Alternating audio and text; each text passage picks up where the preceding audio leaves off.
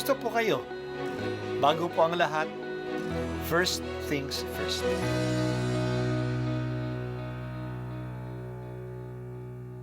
Good morning po.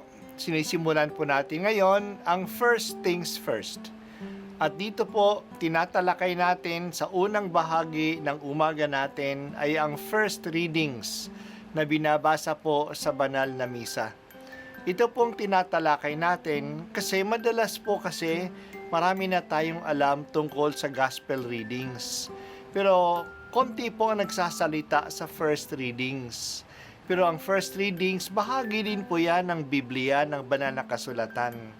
Kaya susubaybayan po natin ang mga first readings, basahin po natin at kuminsan kailangan ng basahin ng 2 o 3 beses bago maintindihan kasi hindi po tayo familiar sa mga istorya at sa mga kaisipan na tinatalakay dito.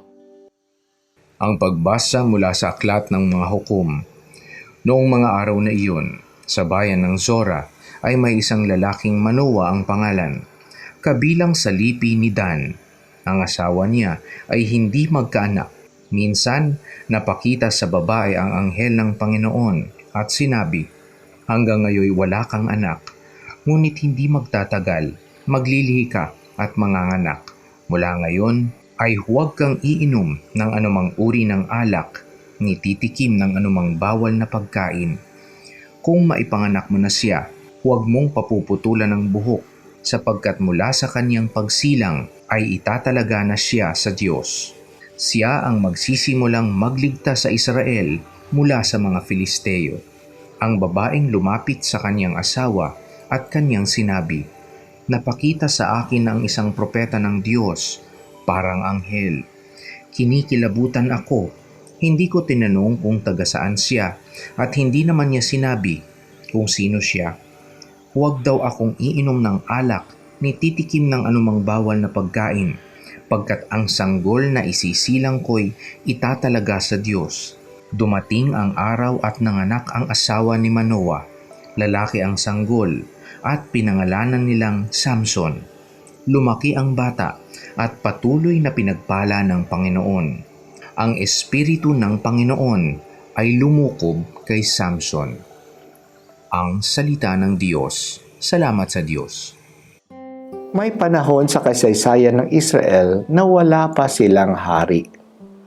Pinamumunuan sila ng mga hukom. Ito ay nabibigay sa kanila ng pasya ng Diyos sa kanilang mga problema at sila ay mga military leaders din. Nililigtas sila sa mga umaapi sa kanila. Hindi permanente ang pagiging leader ng mga hukom. Kapag namatay sila, hindi na sila sinusundan ng kanilang mga anak.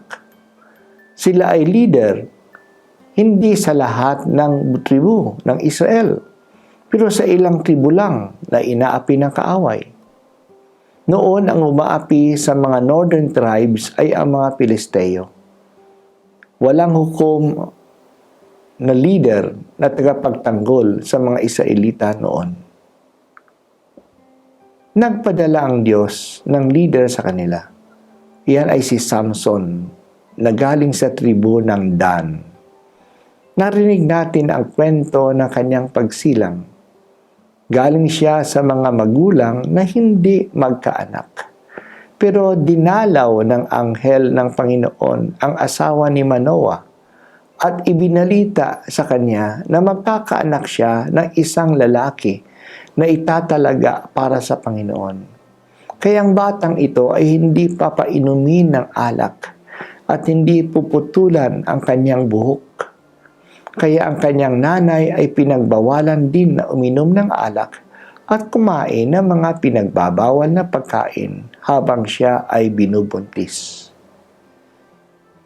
Ang mga hukom at ang mga leaders ng Israel ay galing sa Diyos. Sila ay itinalaga ng Diyos kasi may misyon sila para sa bayan. Pero alam natin na sa kasaysayan ng Israel, marami sa mga leaders nila ay hindi naging tapat sa Diyos. Maraming mga hari hindi naging tapat sa Diyos. Yan din ang kwento ni Samson. Pinili siya ng Diyos, pero paglaki niya, naging babaero siya at lasinggero. Binigyan siya ng lakas na hindi siya mapigilan ng mga Pilisteo sa anumang labanan. Pero dahil sa babae, itinapat niya kay Delila ang kanyang sekreto. Ang buhok niya ay tanda ng pagtatalaga sa kanya sa Diyos. Noong putulin ang kanyang buhok, nawala na ang kanyang lakas at siya ay nabihag ng mga kaaway. Sayang si Samson. Hindi niya na-appreciate ang biyaya ng Diyos at hindi niya pinanindigan ang pagpili sa kanya ng Diyos. O Panginoon, may mga regalo kaming matatanggap ngayong Pasko. Sana po ma-appreciate namin ang mga regalong ito. Lalo na ang regalo ng iyong anak na binigay ninyo sa amin. Salamat o Diyos sa iyong mga biyaya at tulungan mo kaming pahalagahan ang mga ito. Ito po ang unang pagbasa at ako po ay si Bishop Broderick Pabilio dito sa First Things First.